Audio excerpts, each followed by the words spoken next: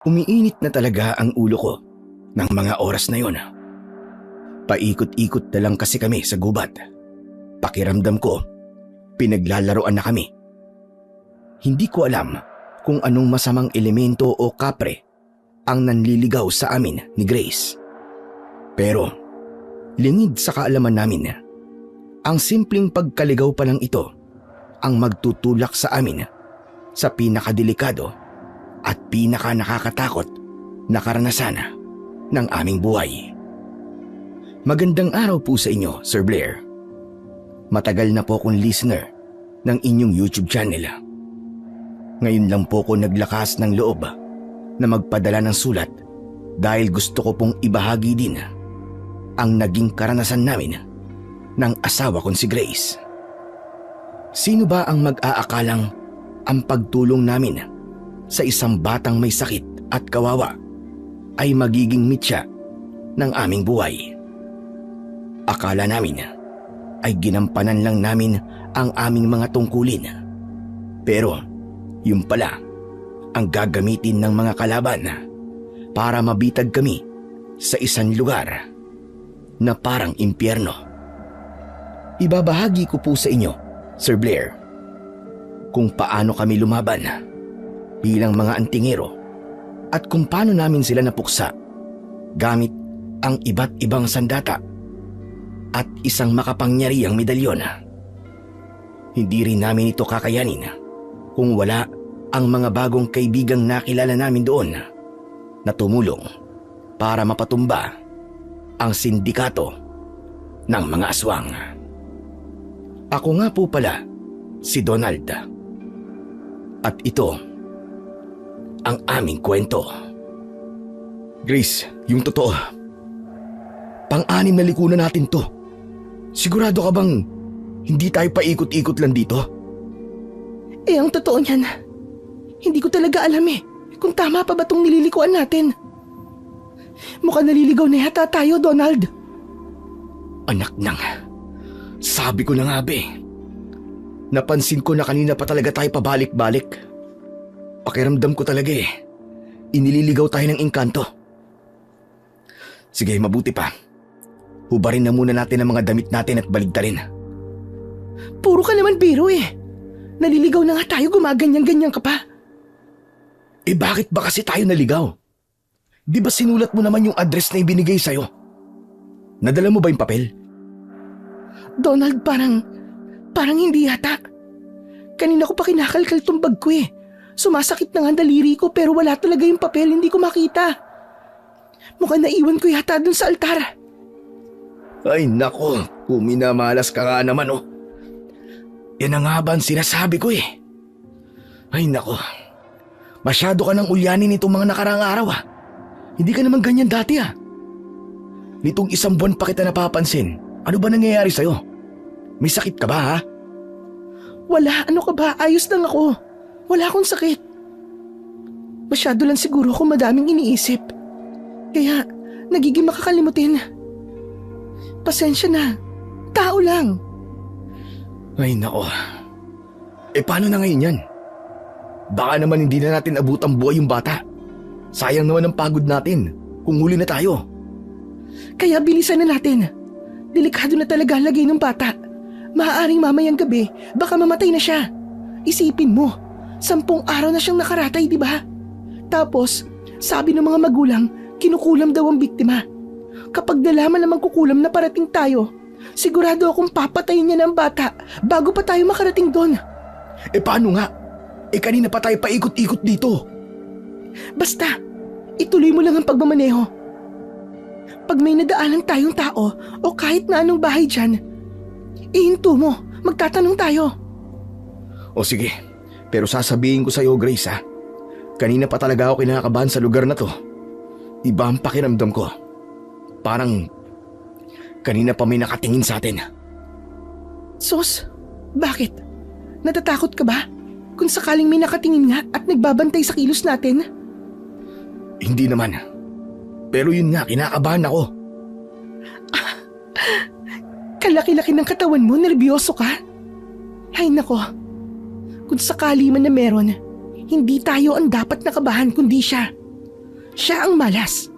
Kasi 2 antingerong albularyo ang makakatapat niya kung sakali. At alam mo naman, di ba? Hindi tayo mga ordinaryong albularyo lang dahil sanay tayo sa bakbakan. Alam ko naman yun. Gusto ko lang naman sabihin kung anong nararamdaman ko at napapansin ko sa lugar na to. Pero sa bagay, tama ka. Kung sino man niyang nagmamanaman sa atin ngayon, isang malaking pagkakamali na kalabanin niya tayong dalawa. Akala niya siguro, mga ordinaryong tao lang tayo na pwede niyang biktimahin o takutin, kung sino man siya. Kaya nga relax ka lang. Uy, teka. Pamilyar yung salita na yun ah. Di ba? Yun ang palaging sinasabi sa atin ni Master Gardo nung tinuturuan niya pa tayong maging antingero at bago maging albularyo. Ah, naalala ko tuloy si Master. Si Master? Oo nga no. Nakakamiss nga matandang yun. Siya ang dahilan kung bakit naging antingerong albularyo tayong dalawa. Sayang lang at namatay siya ng maaga. Kaya nga eh. Pero, Donald, namatay ba talaga siya? Hindi ko nga rin alam kung totoo ba siyang namatay. Kasi hanggang ngayon, di pa rin naman nakikita ang bangkay niya. Puro mga gamit lang na gulagulanit ang nakita tapos yun. Sabi ng mga pulis, posibleng patay na. Hindi na naganap ang mga kapamilya niya. Sayang no, kabait pa namang tao. Sana kahit bangkay lang niya ay makita para mabigyan siya ng disenteng libing. Deserve niya naman yun kasi mabuti siyang tao. At magaling din siyang trainer. Tama ka dyan. Napakabait na tao pero walang Diyo. Pagdating sa ensayo, akala mo sundalong tinuturuan Naaalala mo pa ba kung paano niya tayo turuan nun? Siyempre naman no. Makakalimutan ko ba yun? Hindi ko makakalimutan ang mga araw na yon, Donald. Siya ang nagpadalisay sa atin Siya ang gumabay sa atin para hindi tayo matukso ng mga masasamang espiritu. Dahil sa kanya, hindi tayo lumiko at natuksong gumamit ng makakaliwang kapangyarihan. Kaya malaki talaga ang utang na loob natin sa matandang yon. Kaya nga, tama ka. Kapag nahanap natin yung bangkay o kahit buto man lang ni Master, ako na ang bahala sa palibing. Magdodonate tayo ng magandang kabaong. Okay lang ba sa'yo yun? Aba, syempre, oo naman. Kung mayaman lang tayo, yung pinakamahal ang ibibigay ko sa kanya. Kulang pa yon sa lahat ng naitulong niya sa atin. Kaya nga Ay teka, siya nga pala. Suot mo ba yung medalyon mo? Baka pati yung kinalimutan mo Hindi Eto, nakasuot sa akin. Mabuti ng sigurado. Mahirap na baka mamaya biglang may mangharang dito sa atin. Mas mabuti nang handa tayo. Tama ka. Sabi nga ni Master, itong mga medalyon na bigay niya sa atin ang magsisilbing kalasag natin sa kahit na anong sumpalang itim na kapangyarihan. Tama ka. Maraming beses na rin tayong nailigtas ng mga medalyon na to laban sa mga mangkukulam at mambabarang na nakakalaban natin. Kaya nga. Huwag ka nang kabahan Sige na, ipagpatuloy mo na yung pagmamaneho mo. Makakarating din tayo sa pupuntahan natin. Basta, relax ka lang. Oo na, sige na. Medyo binilisan ko ang takbo ng owner-type jeep namin kahit ramdam ko ang hirap ng makina sa paakyat at maputik na daan. Hinawakan ko ng maigpit ang manibela dahil malubak at matagtag. Habang umaandar kami, muli na naman naming nadaanan ang masukal na paligid. Tapos yung mga puno na nadaanan na namin, yung pa rin ang dinaraanan namin. Pinatalas ko ang pakiramdam ko ng mga oras na yon para malaman kung pinaglalaroan nga ba kami ng mga hindi nakikitang nilalang. Inisip ko na lang na kailangan na talaga naming makalabas sa daan na yon at mapuntahan kagad ang batang may sakit. Lalo't sabi sa amin ay malubhang-malubha na talaga ang kalagayan nito. Hindi na makabangon at hindi na rin makadilat dahil sa labis na paghihirap. Kami kasi ang hiningian ng tulong dahil nalaman daw ng mag-asawa na magaling kaming manggamot ng mga ganitong klaseng sakit. Yung mga kinulam o binarang o kaya naman yung pinahihirapan ng mga masasamang elemento. Nangako kami sa kanila na papagalingin namin ang bata sa abot ng aming makakaya bilang isang antingero na albularyo. Kaya naman, hindi talaga kami pwedeng mahuli sapagkat bawat segundo sa buhay ng batang yon ay mahalaga. Nagpatuloy ako sa pagmamaneo pero maya-maya may napansin akong naglalakad na lalaki. Binagalan ko ang takbo ng jeep at tinapatan ang lalaki. Brad, sandali lang. Pwede ba magtanong? Aba, oo naman. Ano po bang itatanong nyo, boss? Itatanong lang sana namin kung saan dito yung daan papunta dun sa Baryo Malaya. Sa Baryo Malaya ba? Ano pong gagawin nyo doon? May dadalawin lang kami, may sakit. Maluba na kasi ang kalagayan niya. Ipagdarasal lang sana namin na sana ay gumaling. Oo. Baka yung anak ni Aling Marian tinutukoy nyo na may sakit. Opo, alam ko po kung saan yun. Sandali lang. Anong Aling Maria? Marites ang pangalan ng nanay niya, hindi Maria. Opo. Marites po pala. Pasensya na po kayo. Baguhan pa lang kasi ako sa lugar na yun eh. Kaya hindi ko pa masyadong kabisado ang pangalan ng mga taga roon. Napagpapalit-palit ko tuloy ang pangalan nila. Pero meron nga talagang bata na may sakit doon sa amin. Nakakaawa nga yung bata eh. Butot balat na, saka mahinang-mahina na ang katawan. Ang balita ko pa nga, inaaswang yun gabi-gabi kaya ganun. Para bang nauupos na kandila. Ano ka mo? Inaaswang? Pero ang sabi sa amin ng mga magulang niya, kinukulam daw ang bata. Teka nga, niloloko mo ba kami o pinagtitripan? Ano ba talaga? Hindi ko po kayo pinagtitripan. Iba-iba po kasi ang kwento ng mga tsismoso dun sa amin. Sabi nung iba, inaaswang. Yung iba naman, kinukulam daw. Meron din namang nagsasabi na baka malubang sakit lang talaga yun na kailangang ipadoktor. Kaso mukhang walang pera yung mga magulang niya, kaya dinadaan na lang sa pagpapagamot sa mga albularyo. Teka, matanong ko lang po, albularyo po ba kayo? Hindi. Hindi kami albularyo. Ganun po ba? O sige po, ituturo ko na lang po sa inyo yung daan. Kaya lang mahirap puntahan yun. Baka maligaw kayo lalo. Kung gusto nyo, isakay nyo na lang ako kasi pauwi na rin naman ako dun eh. Pwede ko kayong samahan hanggang sa tapat mismo ng bahay nila. Talaga? Kung ganun, sige, sumakay ka na. Mas mabuti nga na samahan mo na lang kami. Pero wag mo kaming ililigaw, ha? Naku, sinasabi ko sa'yo, malalagot ka kapag iniligaw mo kami. Naku, hindi po. Hindi ko po gagawin sa inyo yun. Mapagkakatiwalaan ako. O siya, sumakay ka na dyan sa likod. Sumakay ang lalaki sa likuran ng jeep namin. Pagtingin ko sa rearview mirror, medyo nandiri ako sa itsura niya. Hindi lang siya madungis, mabaho din siya at nakakasiwa tignan. Nung nagkatinginan kami, bigla siyang ngumiti. Kitang-kita ko yung nangingitim niyang mga ngipin. Boss, yan. Iliko mo dyan sa kanan. Shortcut yan papunta sa sitio nila Aling Marites. Sinundan ko ng tingin ang direksyong itinuturo niya. Isang makipot at maputik na daan yon. Mas masukal ito kaysa sa kalsadang pinanggalingan namin kanina. Tapos ay tumatama pa ang bubong ng jeep namin sa mga nakalaylay na sanga. Donald, teka sandali lang. Parang hindi tama to. Iba ang kutob ko sa daan na to. Para bang papasok na tayo sa pinakagitna ng gubat. Pabulong lang ang pagkakasabi ni Grace. Sapat lang para marinig ko. Nakita kong hinawakan niya yung medalyon sa loob ng damit niya at pumikit ng bahagya. Ano bang nararamdaman mo?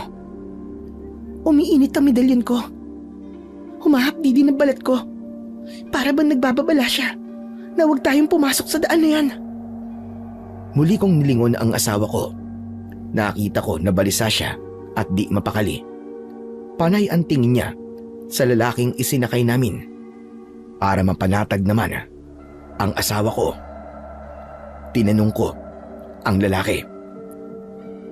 Brad, sigurado ka ba rito? Ito ba talaga ang tamang daan?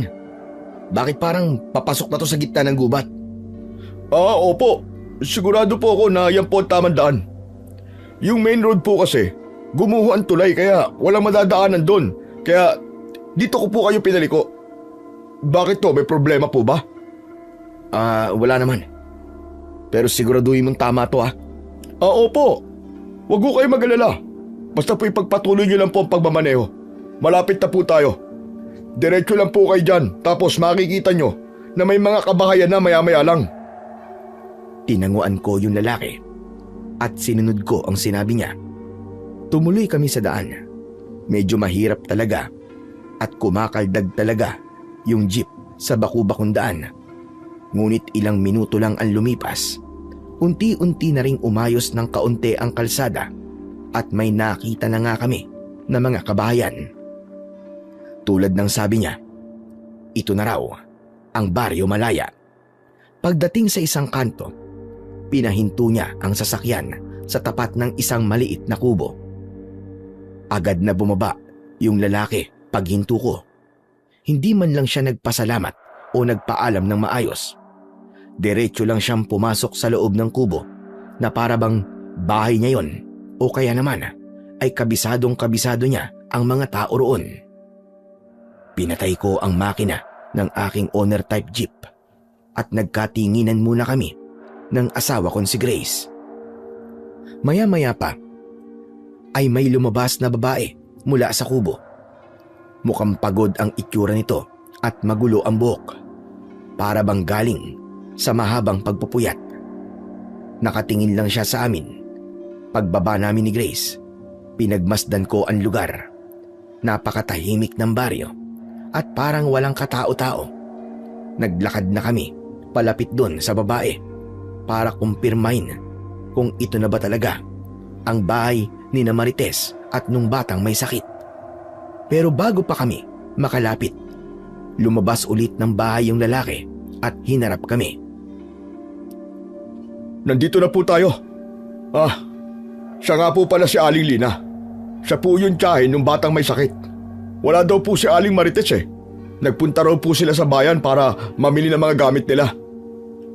Talaga? Pero bakit naman sila umalis? Alam nilang darating kami ngayong araw. Nakalimutan ba nila? Sumenyas ang babae sa lalaking kausap namin.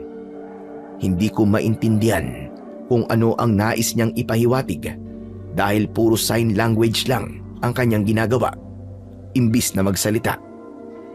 Tumangu-tango ang lalaki. Ang sabi po ni Aling Lina, biglaan daw po kasi ang pag-alis ni na Aling Marites. May kailangan daw bilhin na gamot at mga gamit sa bayan para sa bata, kaya nagmadali silang umalis. Ganun ba?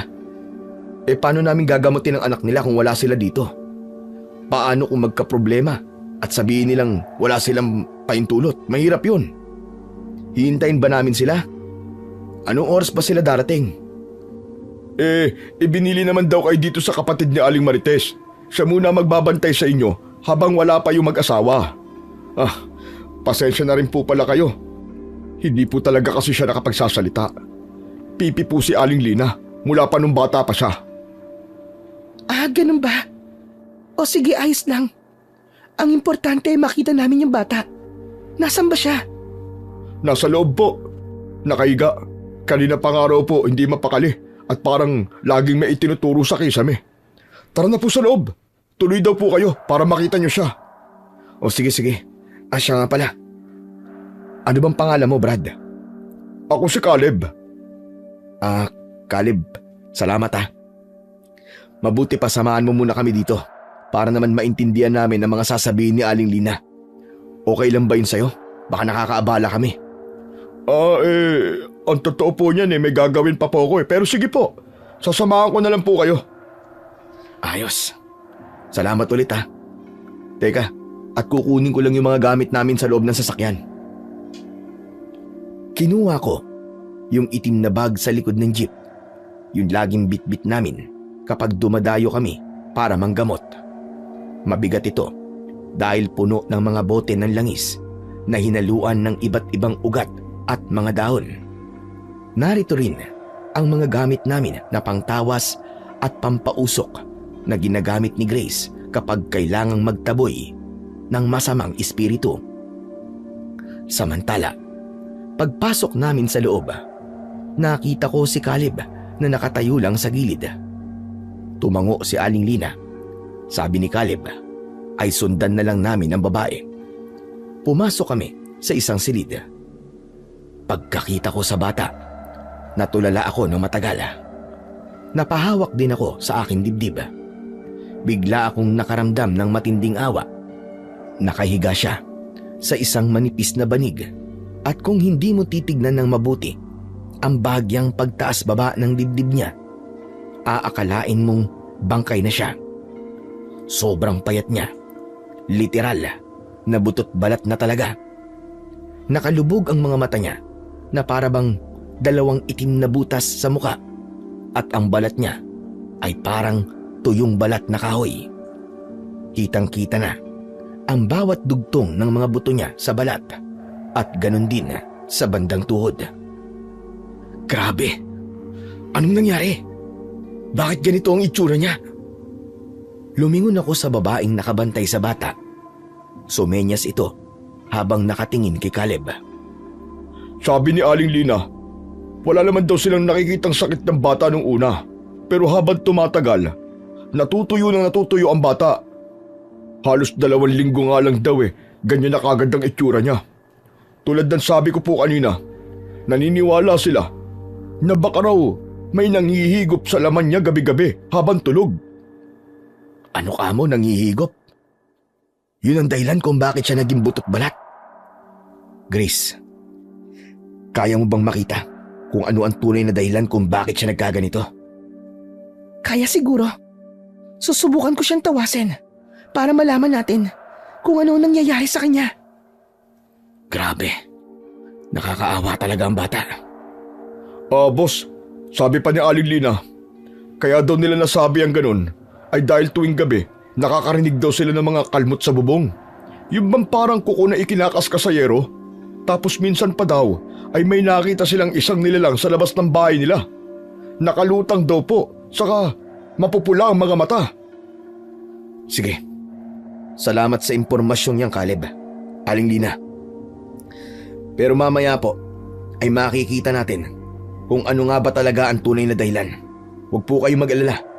Gagawin po namin ang lahat para mapagaling ang batang ito. Tumango si Aling Lina at ngumiti. Pero sumungaw ang luwa sa kanyang mga mata nang sandaling narinig niya ang mga sinabi ko. Maging siya siguro ay nag-aalala ng labis sa kanyang pamangkin. Muli, nakita ko siyang sumenyas kay Caleb. Boss, sa labas daw muna kami. Tutulungan ko lang daw po siyang maganda ng merienda ninyo. Kumain daw po muna kayo bago magsimula. Sige. Ayos lang. Salamat. Magkasunod na lumabas ang dalawa. Tumigil si Grace sa paggalungkat ng mga gamit niya sa bag. Tumabi siya sa akin at kapwa kami nakatingin sa pasyente namin. Grabe, Grace. Ngayon lang ako nakakita ng ganitong biktima.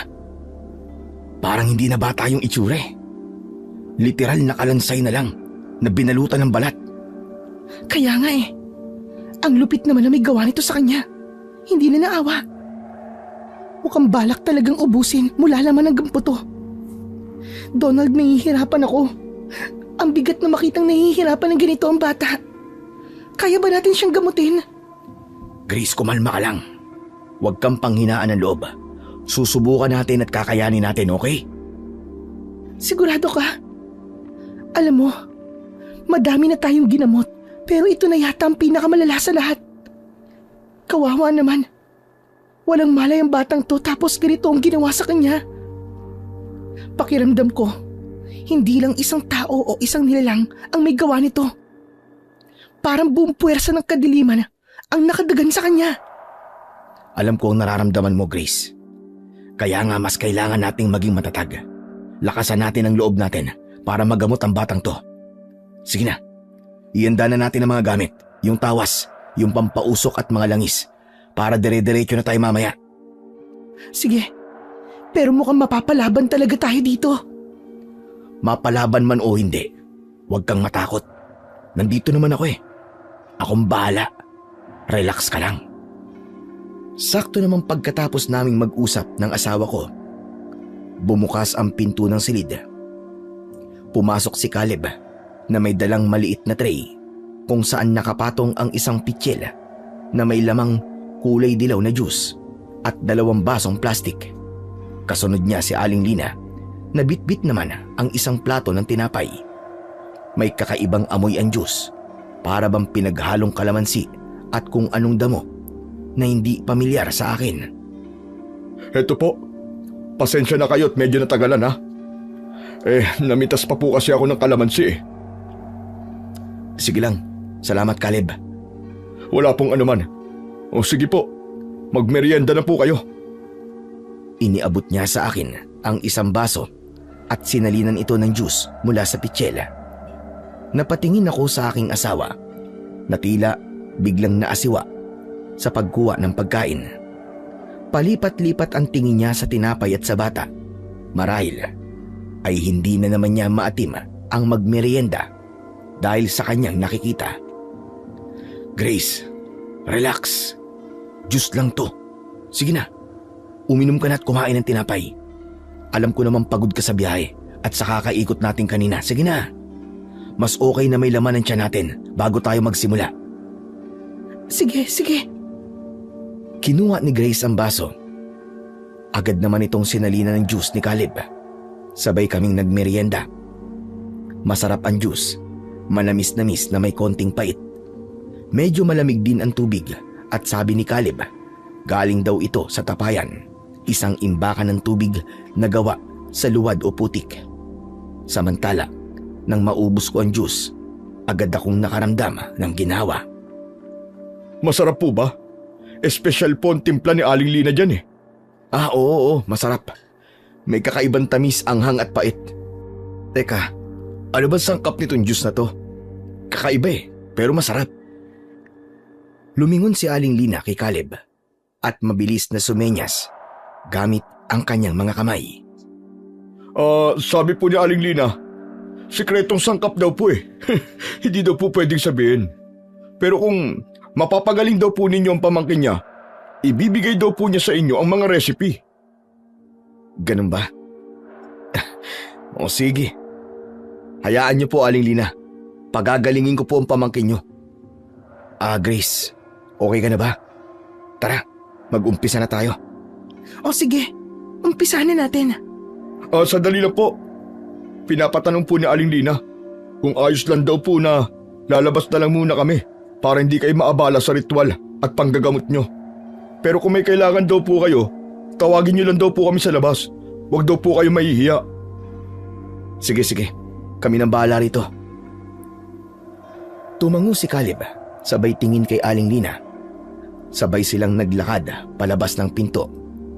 Pero bago sila tuluyang makalabas, nakita ko yung pasimpleng paglingon sa amin ni Caleb at ngumisi siya. Hindi ko nagustuhan ang ngisi na yon, pero hindi ko na siya nasita kasi tuluyan na nilang isinara ang pintuan. Tinawag na rin ako ni Grace. Magsisimula na ako. Nakahanda ng lahat ng mga gamit ko. Tumango ako at pumuesto sa tabi niya. Sinimulan na ni Grace ang pag-oorasyon at pagtatawas. Kinuha niya ang langis at dahan-dahang ipinahid sa noo at dibdib ng bata habang bumubulong ng mga dasal.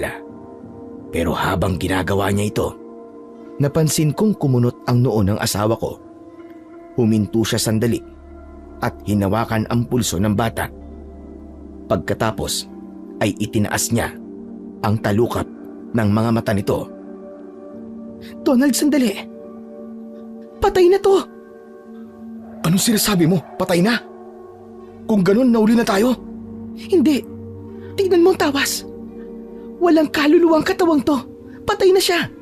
Matagal na. At mukhang gumagalaw lang to. Dahil sa itim na mahika para magmukhang humihinga. Nung malagyan ko ng langis, nakita kong nababalutan siya ng itim na usok. Donald, delikado. Mukhang bitag to. Mukhang may balak silang masama sa atin. Nanlaki ang mga mata ko sa sinabi ni Grace. Pero bago pa ako makasagot, muling bumukas ang pinto. Pumasok si Aling Lina at si Caleb. Kapwa sila nakangisi. Para bang nanloloko, parang nang iinis. Ilang sandali pa, ang balat nila na kanina ay kayumanggi ay biglang nagbago. Unti-unti naging uling ang kulay.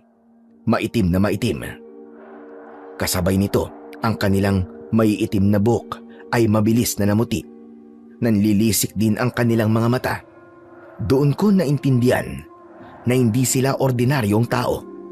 Mga gabunan sila, mga nilalang na kumakain ng laman at umiinom ng dugo ng tao. Agad akong kumilos. Lalaban sana ako. Ipagtatanggol ko ang asawa ko. Pero bigla akong nahilo. Napatingin ako kay Grace.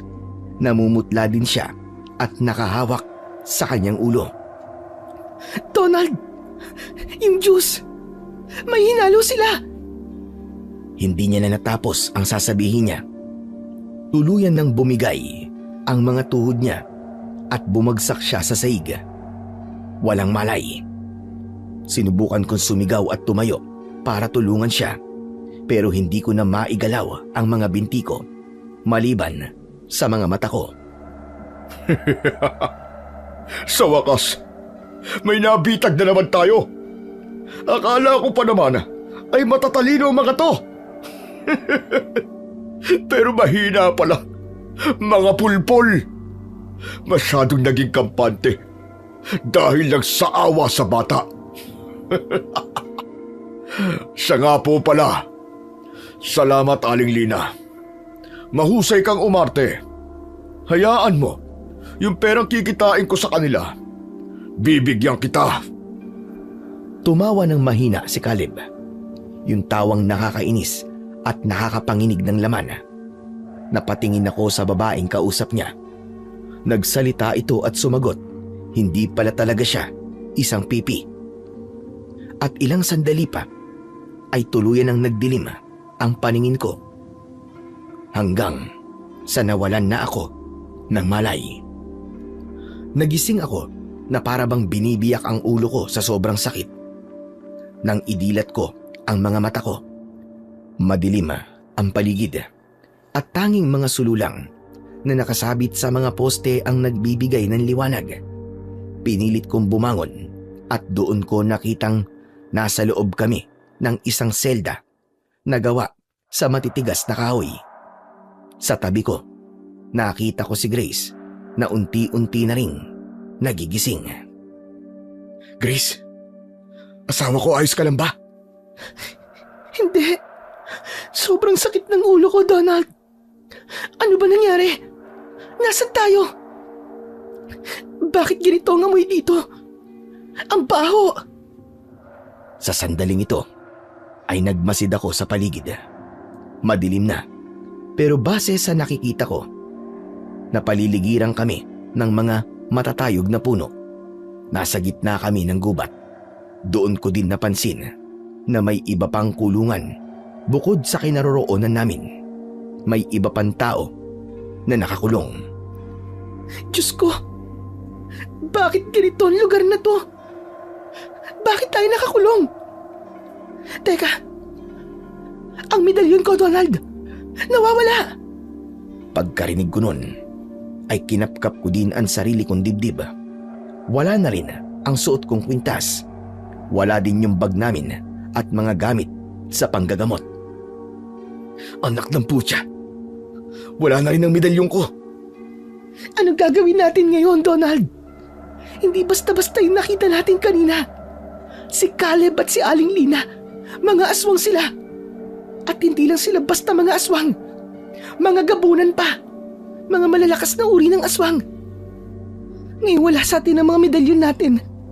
Paano tayo makakalaban? Paano natin may pagtatanggol ang ating mga sarili laban sa kanila? Sabihin mo sa akin. Katapusan na ba natin? Huminga ako ng malalim at hinawakan ang magkabilaang balikat ni Grace. Ramdam ko ang panginginig niya at sa totoo lang, pati ako ay kinakabahan na rin. Pero kailangan may isa sa amin ang manatiling matatag ang loob. Grace, makinig ka sa akin. Huwag mong sabihin katapusan na natin. Oo, kinuha nila mga gamit natin, pero hindi ibig sabihin nun ay wala na tayong laban. Ang tunay na kapangyarihan natin ay wala sa bakal o sa langis, kundi nasa pananampalataya natin. Sigurado ka ba? Kung ganun ay paano? Kaya ba natin to? Makakalabas ba tayo sa kulungan na to? Sabihin mo sa akin, Donald. Ano bang plano nila? Ano bang gagawin nila sa atin? Huminahon ka. Huwag kang papatalo sa takot. Tignan mo ko. Hindi ko alam kung anong plano nila. Pero hindi ito ang tamang pagkakataon para sumuko. Tandaan mo, hindi lang tayo basta albularyo. Espesyal tayo, espesyal. Mga antingerong manunugis. Kailangan lang natin ng talas ng isip, tapang at lakas ng loob. Makakaisip tayo ng paraan, Grace. Makakaligtas tayo dito. Tandaan mo yan. Kung ganun, anong gagawin natin? Yung mga aswang na yan, kinuha nila mga gamit natin. Nakatitiyak ako, nakampante na yung mga yan dahil alam nilang wala na tayong laban sa kanila. Yun ang gagamitin nating alas. Ang akala nila ay wala na tayong magagawa. Sana nga tama ka. Pero paano? Kung bumalik sila para kunin tayo, natatakot ako sa iniisip nilang gagawin sa atin. Huwag ka nga sabing panghinaan ng loob eh. Tandaan mo, mga albularyo rin tayo. Madami na tayong napagdaanan. Madami na tayong napagtagumpayan na laban bilang mga manunugis at antingero. Marami na rin tayong napaslang na tulad nila. Huwag kang matakot. Magdasal ka ng tahimik. Humingi tayo ng gabay sa Diyos na kataas-taasan. Ilang sandali pa ay nakarinig kami ng mga yabag na papalapit. Tumigil kami sa pag-uusap ni Grace. Nakita namin ang isang anino ng isang matangkad na nilalang, si Caleb. Pero hindi na talaga siya yung lalaki na nakilala namin kanina sa daan. Ang buhok niya, maputing-maputi na talaga at yung balat niya ay maitim na parang uling. Yung pala ang tunay niyang anyo. Naglakad siya palapit sa rehas namin habang pinaglalaruan ang isang kutsilyo na pamilyar sa akin. Kutsilyo ko yun at kinuha niya sa bag. Ngumisi siya at sa pagkakataong ito, mas lalong nakakapangilabot ang itsura niya dahil sa liwanag ng apoy mula sa sulo na hawak niya. Gising na pala mga bisita ko. Kumusta ang tulog niyo? Masarap ba ang tama ng Diyos ni Aling Lina? Walang iya ka, Caleb. Anong kailangan mo sa amin?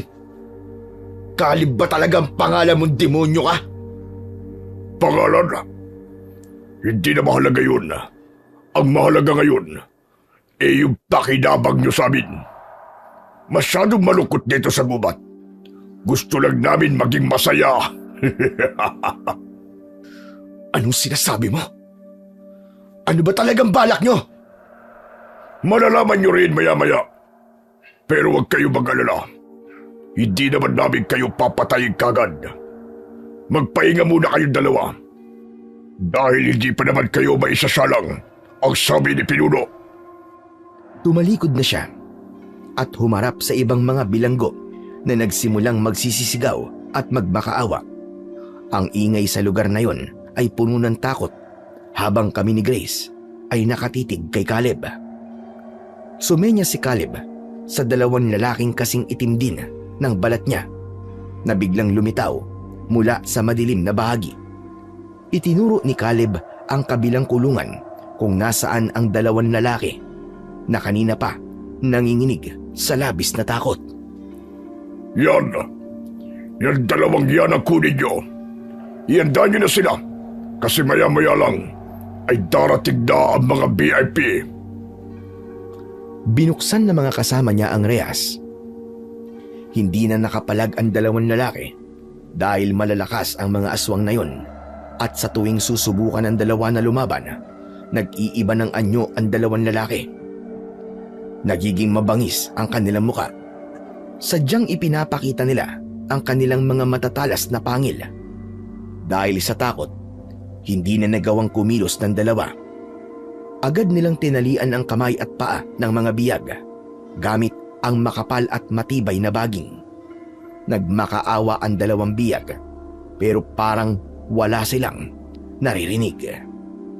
Tumahimik na kayo! Wala na kayong magagawa. Walang puwang ang awa sa lugar na ito.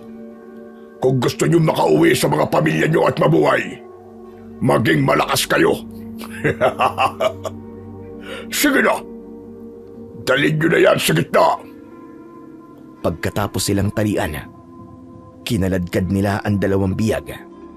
Napahiga ang dalawa pero hindi man lang nila tinulungan makatayo. Parang sako lang ito na hinila nila palabas ng kulungan at patuloy na kinaladkad. Wala silang pakialam kung mangudngud man sila sa lupa o magasgas ang kanilang mga balat. Umalingaw-ngaw ang malakas na sigaw ng dalawang lalaking yon, na lalong nagdagdag pa sa takot ng iba pang mga bilanggo. Anak ng putya! Tignan mo mga demonyong to! Wala silang kaluluwa! Wala silang awa! Napasuntok na lamang ako sa lupa dahil sa sobrang galit, pero wala akong magawa. Mas lalo akong nainis nang marinig na sumisipol-sipol pa ang demonyong si Caleb habang palapit sa amin. Ilang sandali pa, nagsipagsindi sila ng mas marami pang mga sulo. Lumiwanag ang paligid. Doon ko lang napansin na yung lugar na natatanaw namin na pinagdalhan sa dalawang lalaking biyag ay tila isang arena. Malinis ang pinakagitna at may nakapalibot na mga kawayang bakod na may alambre sa pinakataas. Pagkatapos ay nagsimula ng magdatingan ang mga manonood. Namangha ako sa mga sinasabi nilang mga VIP. Hindi nga maikakaila na mga espesyal silang mga tao dahil mamahalin ang kanilang mga suot. May mga nakabarong pa nga. Bukod sa magarang kasuotan, ay nakasuot sila ng mga ginto sa leeg at braso nila. Sigurado ko, mayayaman silang mga tao. Alam nyo, mag-e-enjoy kayo dyan sa mapapanood nyo. Maganda yan. Gustong-gustong panoorin yan ng mga mayayaman. Hayop ka! Anong gagawin nyo? Yang mga yan, sila ang mga customer namin. Mga mayayamang aswang na naghahanap ng kakaibang aliw. At yung dalawang lalaki kanina, sila ang magbibigay ng aliw sa amin. Kung ganun, negosyo pala sa inyo to. Nang bibihag kayo ng mga tao para gawing pang-aliw sa mga mayayamang aswang. Napatingin ako sa mga VIP na mga sinasabi ni Caleb. Habang papalapit sila sa gilid ng ginawa nilang arena, doon ko napansin ang totoo nilang mga anyo. Mapupula ang kanilang mga mata at nanlilisik. May mga pangil sila at mahahabang mga kuko. Sila ang mga mayayamang aswang mula sa lungsod at mga kalapit syudad. Nagtatago sila sa likod ng mga negosyo at pera sa umaga. Pero nagpupunta sila rito sa gubat sa gabi para manood ng labis na kalupitan at para magpakasawa sa laman ng tao. Sukdulang kasamaan ang nasa harap namin. Ang yayaman nga nila, pero mga tunay nga silang mga kampon ng kadiliman. Huwag kang magagalit, boss. Dahil maging ikaw man, mapapanood din namin kayo bukas ng gabi. Magbibigay ka rin ng aliw sa amin. Siguro kapag kayo na ang may sasalang, tiyak na malaki ang kikitain ko. Dahil mahal ang presyo ng mga magagaling na manggagamot na tulad ninyo. At narinig ko pa nga, kayo ay mga antingerong manunugis. Tiyak na marami ang magkaka-interes na lapain kayo. Caleb, parang awa mo na. Tao rin kami.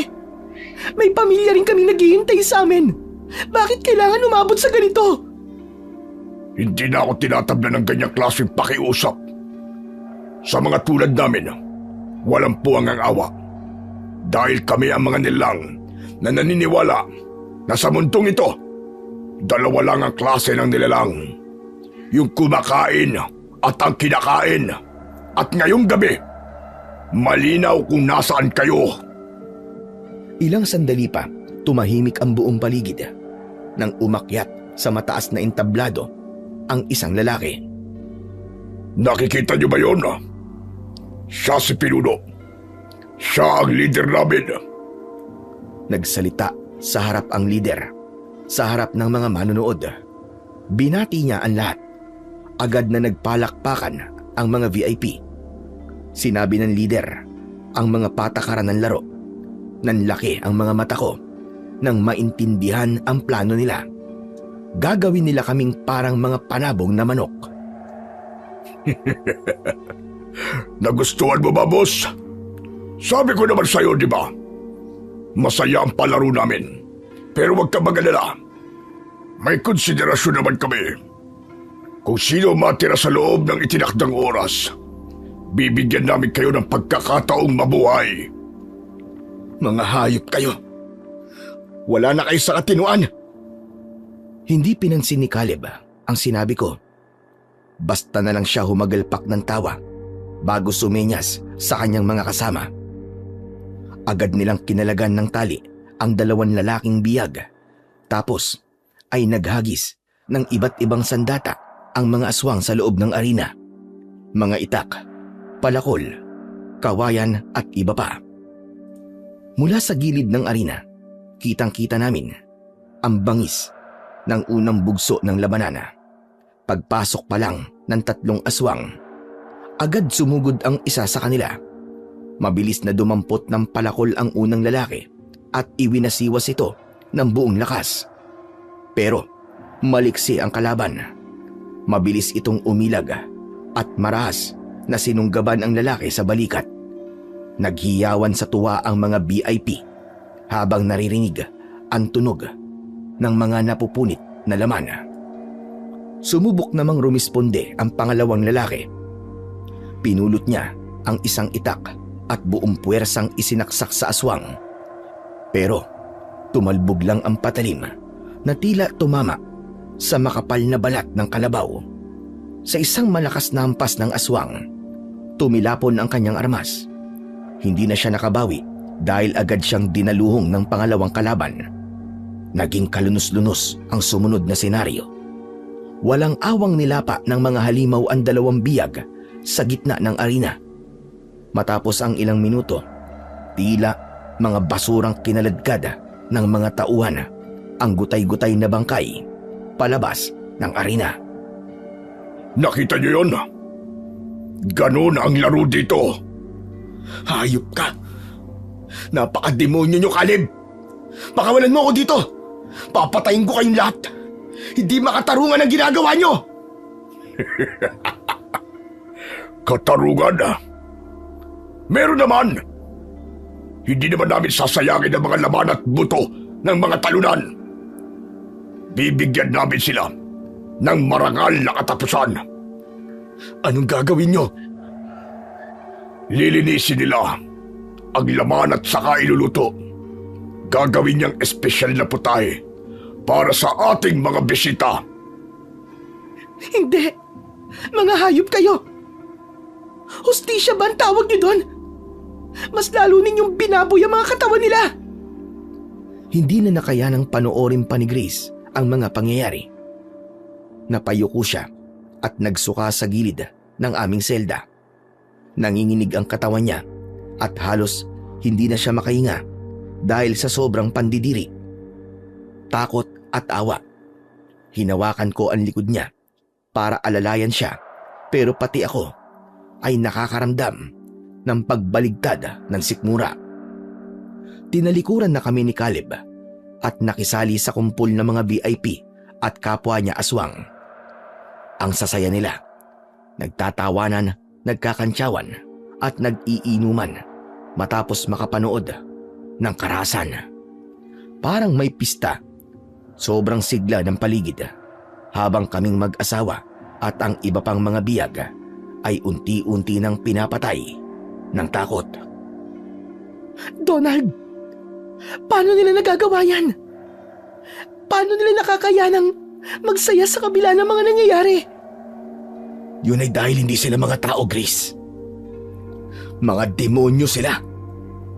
Natatakot ako, Donald. Baka hindi na tayo makalabas ng buhay dito. Tumahimik ka. Makakalabas tayo dito, Grace, pangako yan. Hindi tayo magpapatalo sa mga hayop na yan. Hinawakan ko ng maigpit ang kamay ni Grace.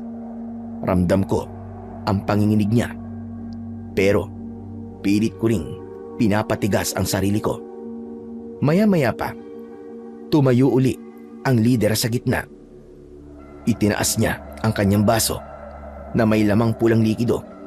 Nag-anunsyo siya ng panibagong set ng laro at sa pagkakataong ito, nanlaki ang mga mata ko nang makitang diretsyong naglalakad ang mga tauhan niya sa aming gawi. Akala ko, kami na ang isusunod. Muntik na nilang mabuksan ang aming selda. Pero biglang may humarang. Si Caleb. Huwag mo na yan. Kumuha kayo sa ibang selda. Inutusan ni Caleb ang mga lalaki na lumipat sa katabing kulungan. Maras nilang kinaladkad ang 2 pang biyag na nagmamakaawa at umiiyak. Muling nagsimula ang laban sa gitna ng arena, pero sa dulo, walang nabago. Gaya ng una, nilapa lang sila ng mga aswang. Patay ang 2 biyag at ang kanilang mga katawan ay hinila na naman palabas na parabang mga basurang itatapon. Napaiyak na lang si Grace habang nakatakip ang mga kamay sa kanyang muka. Donald, uubusin nila tayo.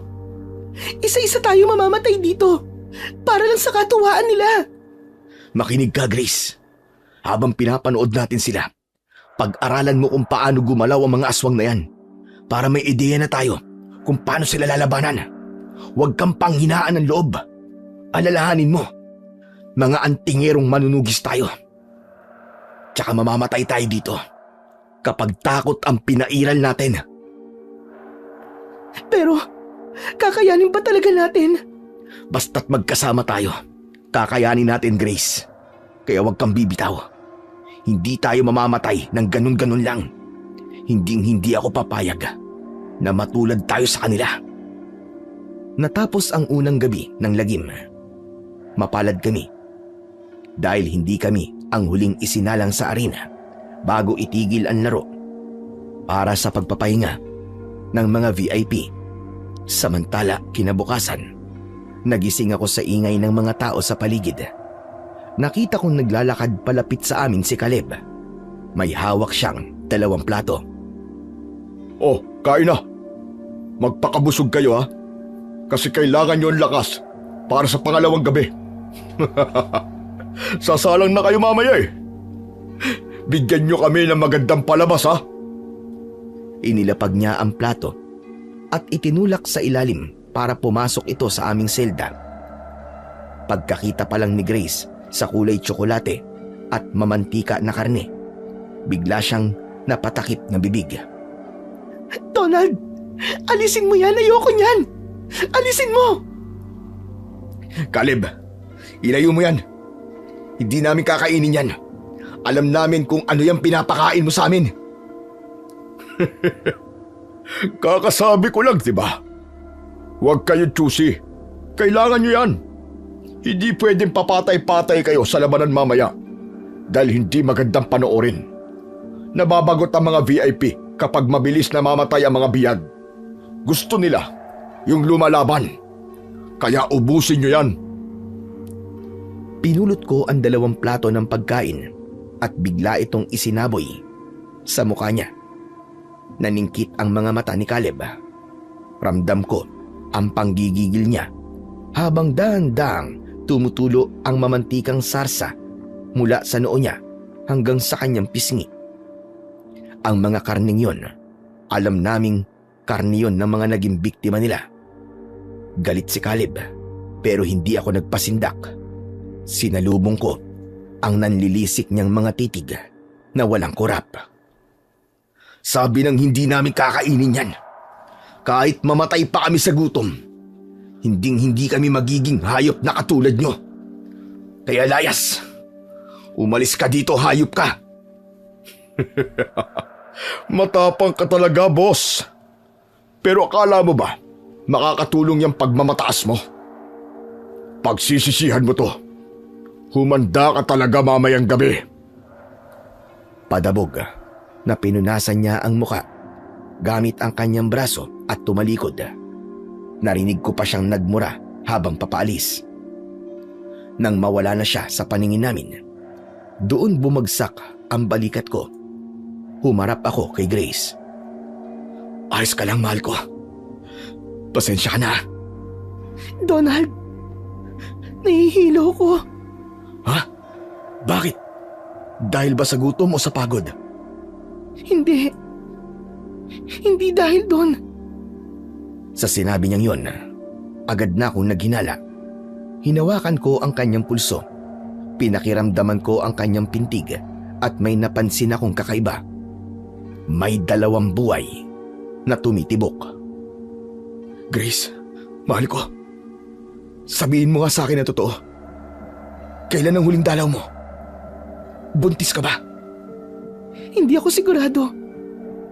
Pero 2 buwan na akong delay. Akala ko nga pagod lang dahil sa panggagamot. Kaya hindi ako dinadatnan. Pero nitong nakaraang linggo, iba nang nangyayari sa katawan ko. Kaya oo, mahal ko. Siguro nga buntis ako. Parang gumuho ang mundo ko sa narinig ko. Hindi ko alam kung matutuwa ba ako o magagalit sa tadhana. Matagal naming hinintay ito. Halos 5 taon kaming nagdarasal. Pero ngayon lang binigay ang hiling naming anak. Hindi ako makapaniwala. Sabay kaming napaiyak habang magkayakap. Diyos ko, bakit dito pa? Bakit sa ganitong sitwasyon pa? Natatakot ako para sa kanya, Donald. Paano kung dito rin siya mawala? Pinilit kong pakalmahin ang sarili ko. Pinunasan ko ang mga luha ko at hinawakan ang kanyang mga pisngi. Kailangan kong maging matatag.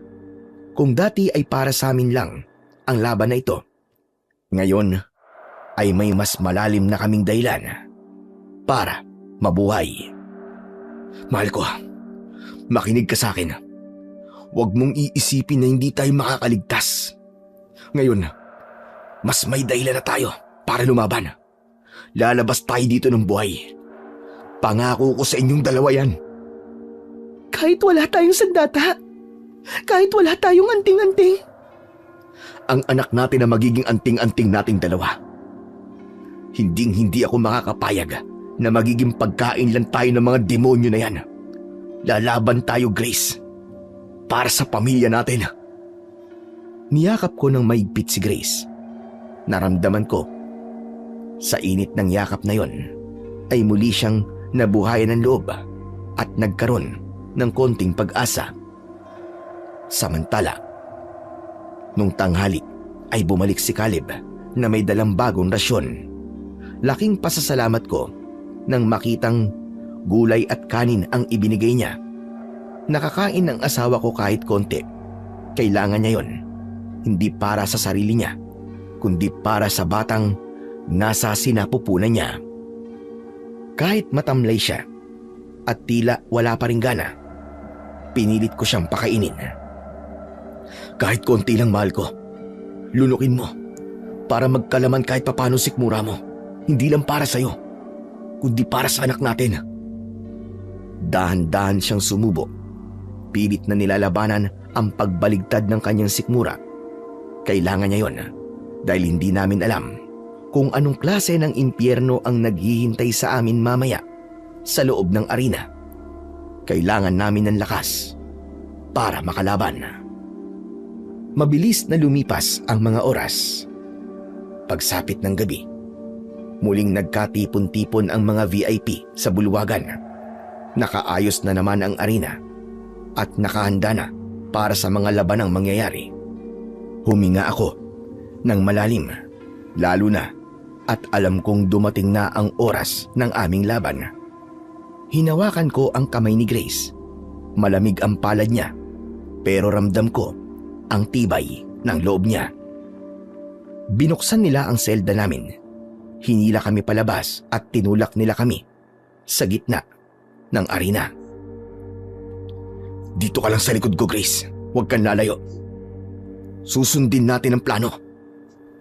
Pumunta ako sa bunton ng mga armas sa gitna bago pa man makapasok ang mga aswang na makakalaban namin. Hinanap ko ang tamang gamit. Kinuha ko ang isang makapal at mahabang tubo ng bakal at itak. Si Grace naman ay kinuha ang isang latigo.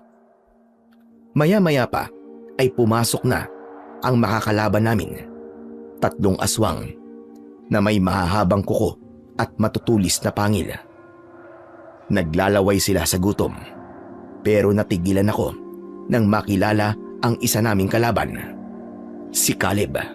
Nakangisi siya ng malapad. Tila pinapasilip pa sa amin ang mga pangil niya. Surprise! Nagulat ba kayo, Boss Donald, na ako mismo ang makakalaban ninyo? Bigyan niyo ko ng magandang laban. Ikaw? Bakit ikaw, Caleb? Oh, bakit ganyan ang mukha mo? Ayaw mo ba akong makalaban? O baka alam mo nang dito na matatapos ang swerte niyo? Nanggigigil ako nang makita siya. Naramdaman ko yung biglang pag-akyat ng dugo sa ulo. Gustong gusto ko na talagang durugin ang pagmumukha niya ngayon din. Uy, galit na galit ka. Hindi mo ba matanggap na ako ang tatapos sa inyo? Sa totoo lang, ay di naman ako nakikipaglaro. Pero naaamoy ko kasi ang mabangong sanggol dyan sa tiyan ng beses mo. Kaya nagboluntaryo ko na ako mismo ang makakalaban nyo. Nasasabik na akong matikman ang sanggol na yan. Hayop ka! Demonyo ka talaga! Subukan mo! Papatayin kita! Pagkasabi ko nito, ay agad na sumugod si Caleb at ang 2 aswang. Mabilis ang pagtakbo nila. Hinihanda ko ang tubo at itak at ibinaba ang sentro ng balanse ko. Donald, atras! Bilis! Pumikit si Grace. Itinaas niya ang 2 kamay niya. Nagsimula siyang bumigkas ng mga salitang Latin. Mabilis ang pagbigkas niya ng orasyon ng pagpigil. Itinuro ito sa kanya ni Master Gardo. Ito ang orasyon para pabagalin ang kilos ng mga halimaw. Nang matapos ang orasyon, biglang nanigas ang 3 aswang, sakto sa harap ko. Imbis na bumagala ang kanilang kilos, hindi talaga sila makagalaw. Nanlaki ang mga mata ni Caleb sa gulat. Ito na ang pagkakataon ko.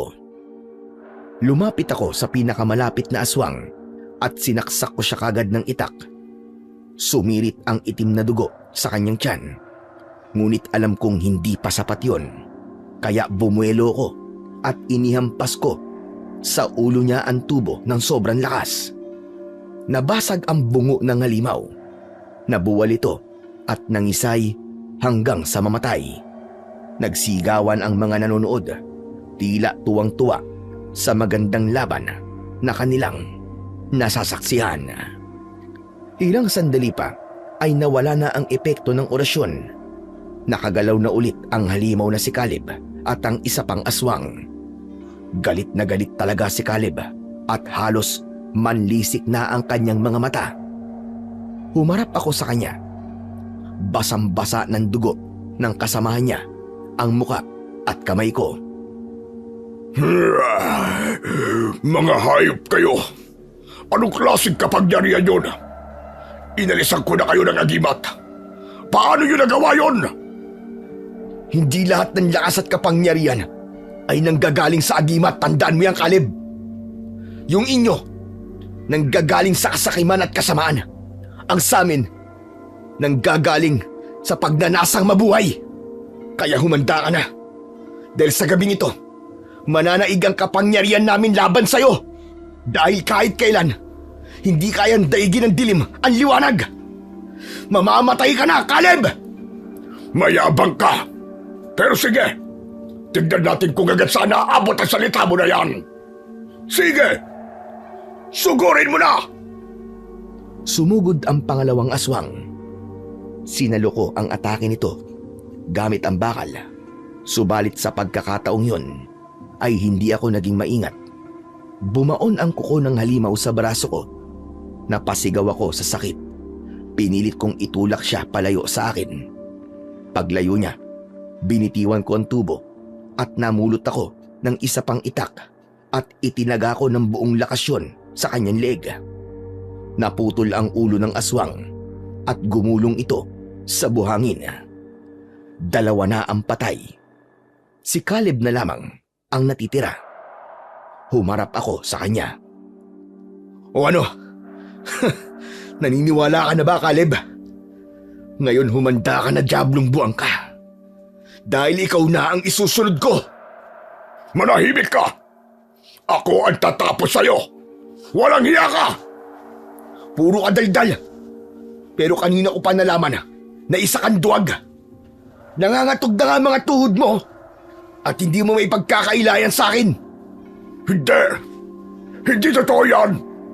Hindi ako takot sa'yo! Papatayin kita! Tulad ng pagpatay ko sa ibang mga bihag! Manahimik ka. Dahil dumating na ang hustisya, Caleb. Para sa lahat ng mga taong dinala mo dito at walang awang pinatay ng mga kapwa mo halimaw. Kami ang magiging huling biktima mo. Dahil pagbabayaran mo na ngayon ang lahat ng kasamaan mo. Makakamit na naming lahat ang hustisya. Hustisya? Sa mundong ito, ang malakas ang gumagawa ng batas. At dito, sa arena na to, ako ang batas. Masyado ka madaldal kaya humanda ka.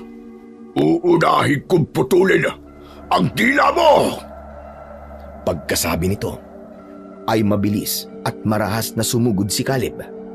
Puno ng panggigigil ang bawat wasiwas niya ng kanyang mga kuko. Sinalo ko ang lahat ng yun gamit ang dalawang itak na hawak ko. Malakas siya at halos manginig ang mga kamay ko dahil sa lakas ng impact ng tama. Isang malakas na tadyak ang hindi ko inaasahan. Tinamaan ako nun sa dibdib na siyang nagpatalsik sa akin sa damuhan. Lumapit ng dahan-dahan sa akin si Caleb habang ipinapakita sa akin ang matatalas niyang mga kuko. Nang makalapit siya at akmang sasaksakin ako, sumigaw si Grace ng isa pang maikling orasyon. Biglang nanghina ang tuhod ni Caleb.